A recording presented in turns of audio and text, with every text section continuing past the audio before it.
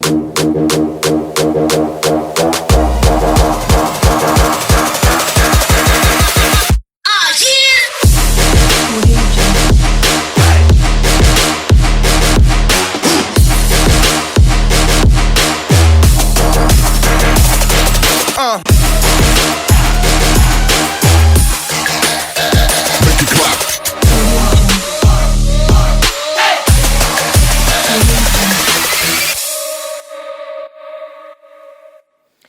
everyone, thank you for joining us on YouTube today. I want to remind you that we are on a live chat.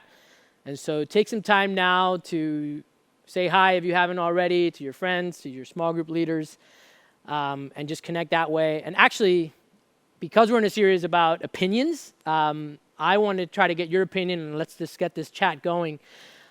In your opinion, who is the greatest basketball player of all times? So who is the GOAT? So take some time now and put that in the chat and say what it is, say who that is, and say why. I think it should be pretty easy.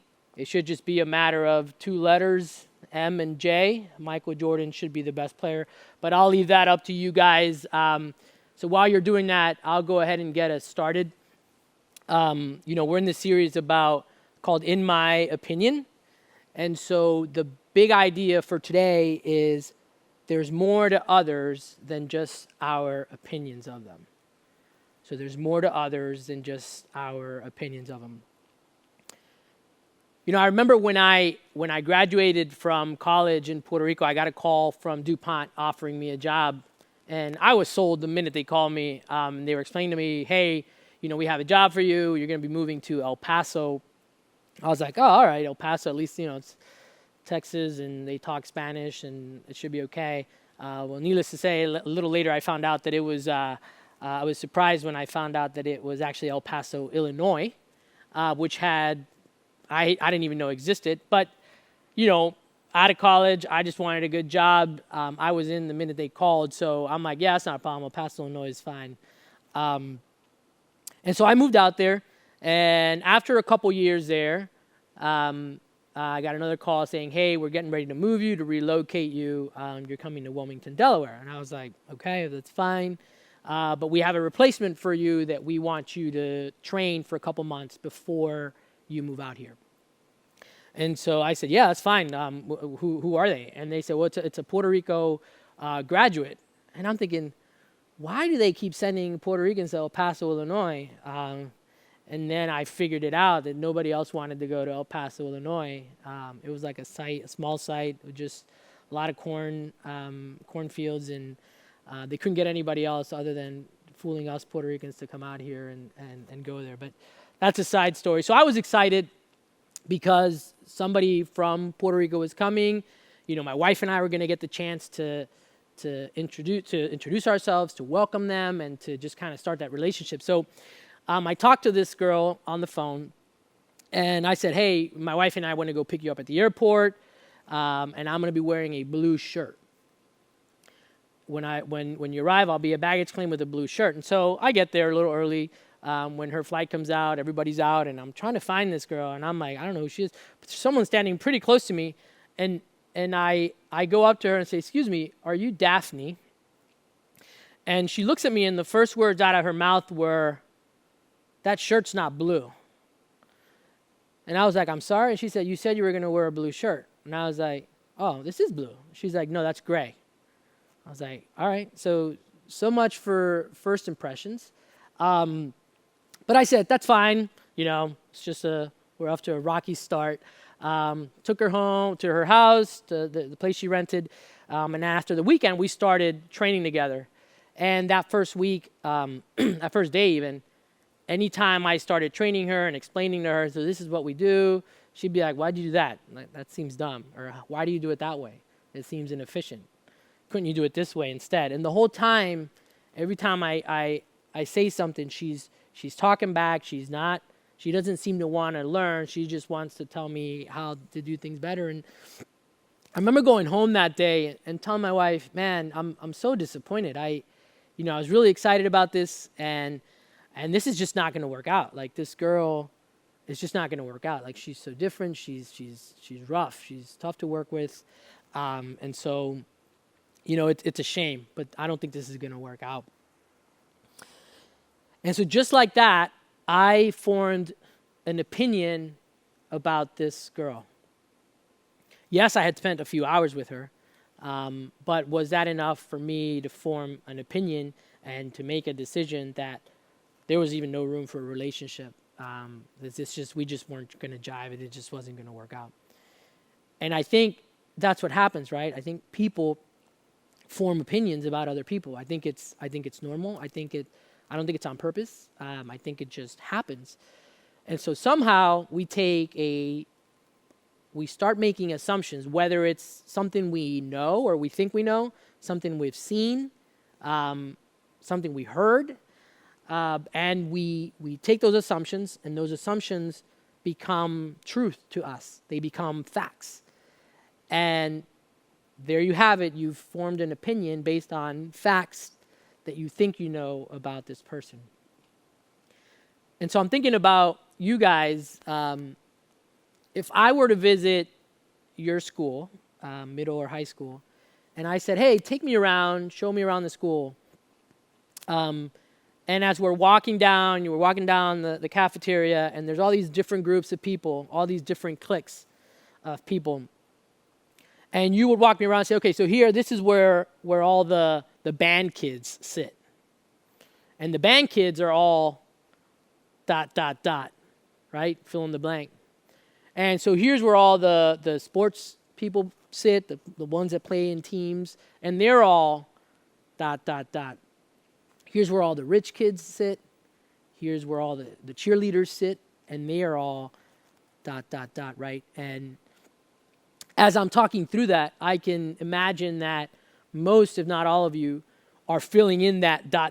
or that blank in your head of what you think of each of those different types of cliques, of each of those different types of groups. And what's interesting is that, for the most part, probably you have never even had a chance to talk to or meet any of these people. You may have heard something. You may have had an interaction with them. But whatever little or no interaction you've had with these folks at all, it's been enough for you to form an opinion of what you think you know about these people.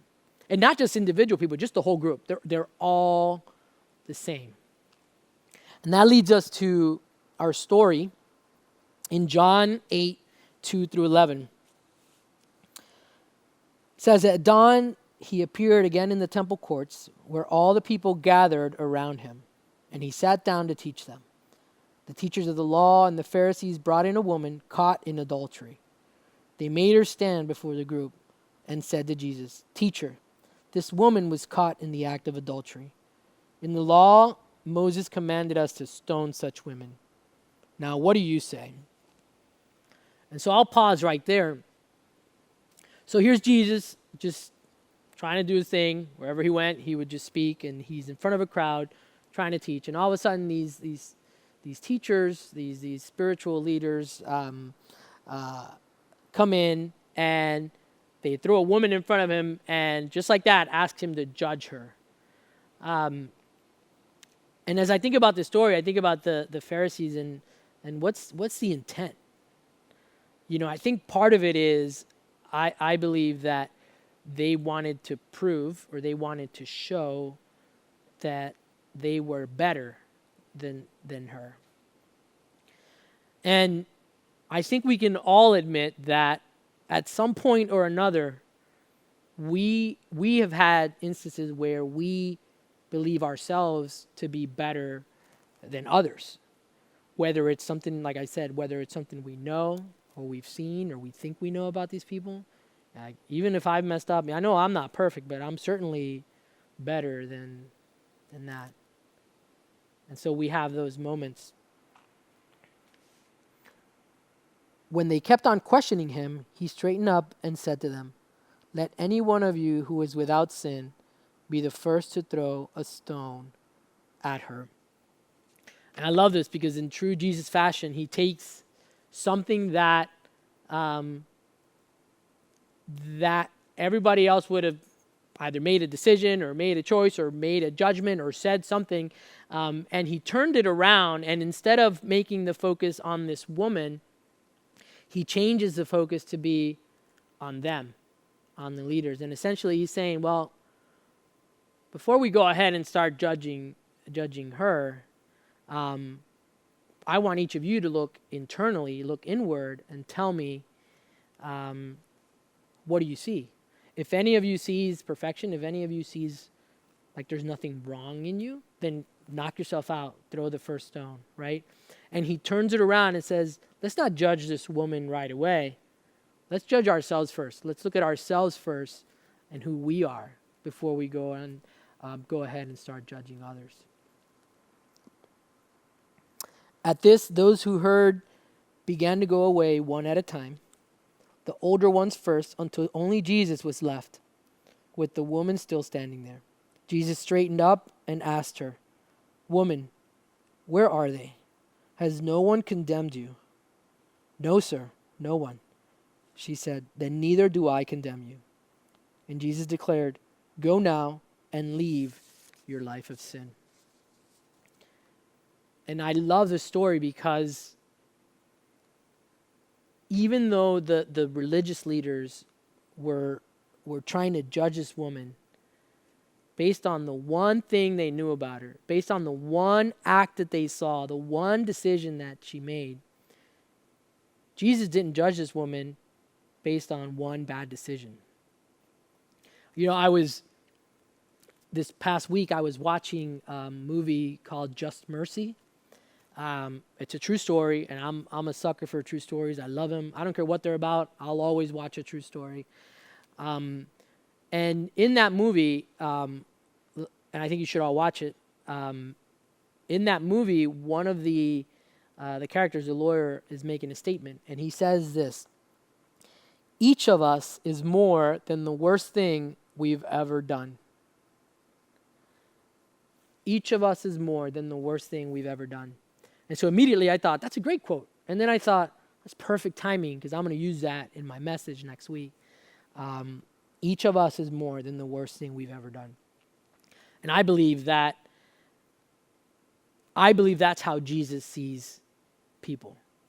He sees them as so much more than the worst thing they've ever done. I believe that this is how Jesus wants us to see people. I said at the beginning, the big idea, there's more to others than just our opinions of them. And I want to go back to the story I was telling you about Daphne, my colleague. And even though I misled you to believe that I made the decision to just shut her out, actually quite the opposite happened. I don't always get it right. I fail at this a lot. But in this case, I made the intentional decision to give this girl a chance. I made the intentional decision to love on her, to offer patience, to offer kindness. This girl was coming. She was all alone. She had left her whole family. She was trying to improve processes. She was trying to shine. She was trying to do her best. And so I decided to give her that opportunity. And let me tell you, it's one of the best decisions I've ever made.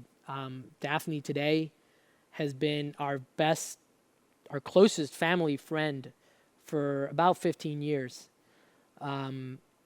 We love Daphne. My wife and I have a great relationship with her. We've laughed with her, cried with her.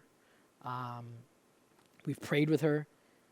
Even with everything, all the moves we've done, she's been the one constant. God knew when we were out here without a family, I believe that he gave us Daphne to be our family while we were out here. And not only that, I further believe that God placed Daphne in our lives so that we would lead her to Christ. It's interesting because after all that trouble and all the bad times that I was thinking I was having with Daphne, I realized that she was so much more like I was. We had so much in common.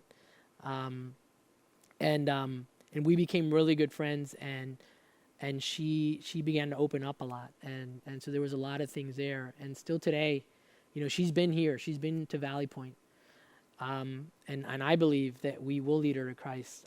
We're very close. It hasn't happened yet, but that's one thing that we would have missed out on, this opportunity, not just to have this relationship, but this opportunity to miss out on somebody that God placed in our lives to bring to him, to bring closer to him.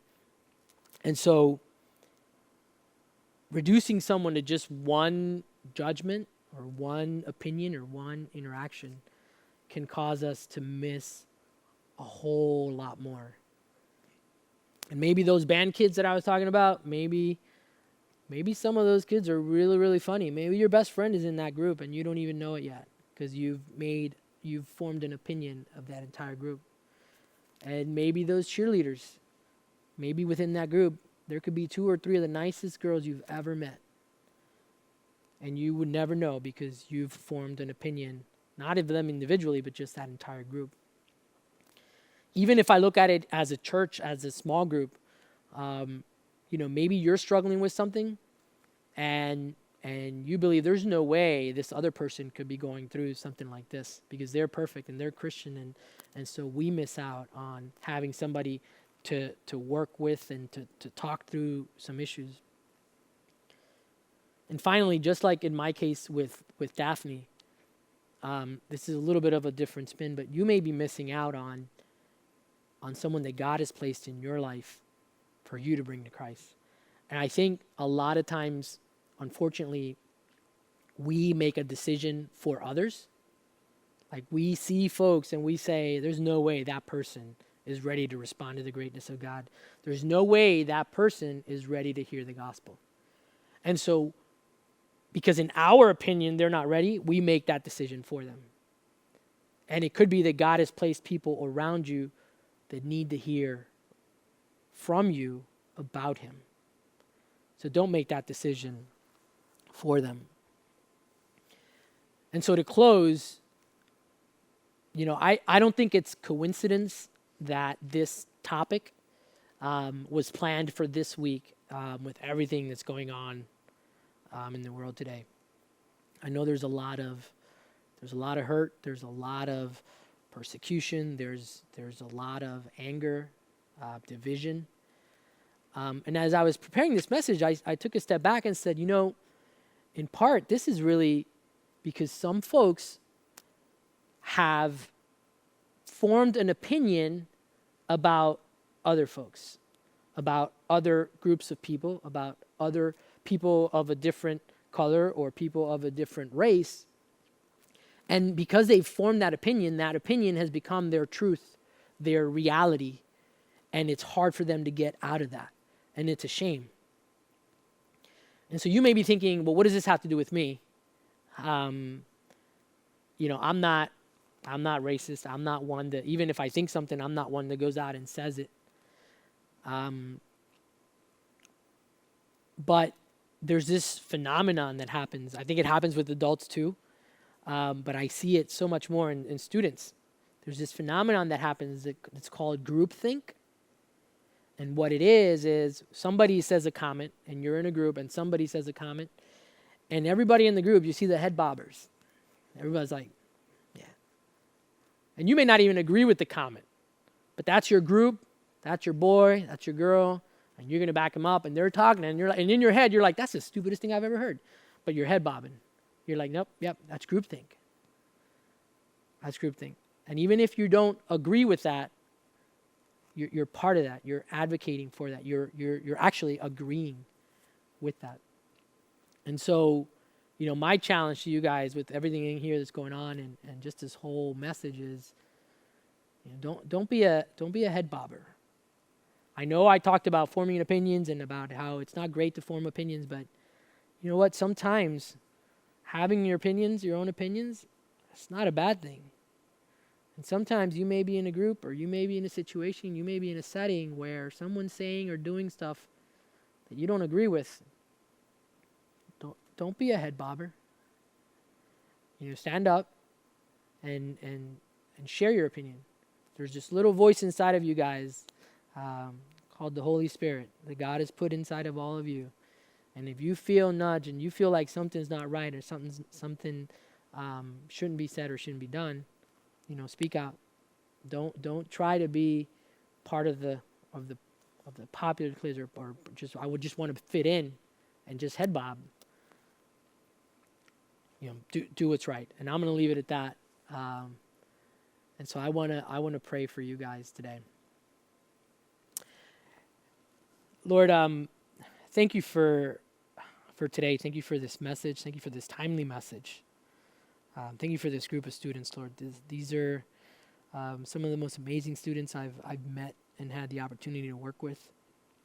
And Lord, I pray that tonight they're encouraged, that as they listen to these words, to this story, to this message, that they can take a step back and think, that they can respond, that they can take a look at themselves before looking at others, before judging others, and that this causes a stirring in them, that this causes change in them, Lord. And so, Lord, I just pray that you are with them. I pray that they can go now into their groups and have some good discussion about this, and that they can be trendsetters. They can be world changers, Lord. Now, in this moment, at this age, that they can start changing the world, so that we don't find ourselves in the same spot 10, 15, 20 years from now. So, Lord, just make them people influencers. Help them form their own opinions, and help them overcome any biases or any other opinions that they have, and that they can be intentional about loving and offering grace and offering kindness to those around them, Lord. It's in your name we pray. Amen. All right, guys, thank you so much for being here. It was a pleasure for me to be here. I always love talking with you guys. So now we're going to go into Zoom, and we're going to do connection groups and play some games. So click on your Zoom link in the live chat, and I will see you later. Thank you so much. I love you guys.